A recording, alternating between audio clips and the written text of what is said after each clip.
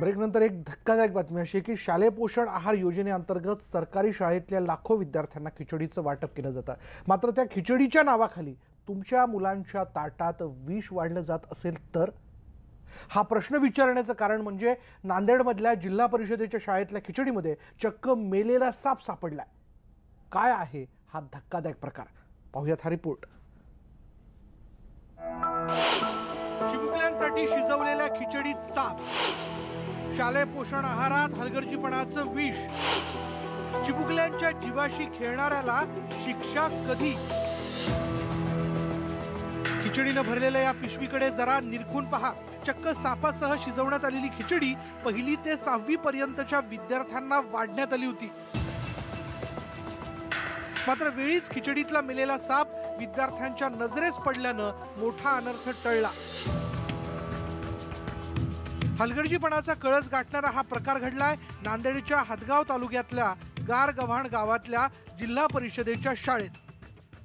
शाळेमध्ये खिचडी प्लेटीत सरप पडला होता। लताबाई म्हणल्या घरी जाऊन जेवण करून या, आणि आम्हाला बघू दिलं नाही। लताबाईंनी चुलीत टाकला सरपण, घरी जाऊन कोणाला सांगू नको म्हणजे। सर म्हणले त्याच्यात किडा पडला म्हणजे। खिचडी शिजवणाऱ्या महिलेनं गुन्हा लपवण्यासाठी सापाला चुलीत जाळलं आणि मुलांना जेवणासाठी घरी पिटाळलं। आज शाळेमध्ये खिचडीमध्ये साप निघाला। लताबाई म्हणली घरी जाऊन जेवण करा, आज खिचडी नाही आम्हाला म्हणली पाला आहे म्हणली, आणि त्या सापाला चुलीमध्ये पुरून टाकली त्यानं, आणि खिचडी शाळेमध्ये मागे फेकली। ग्रामस्थांना या घटनेची माहिती मिळताच त्यांनी शाळेकडे धाव घेत शाळा बंद पाडली।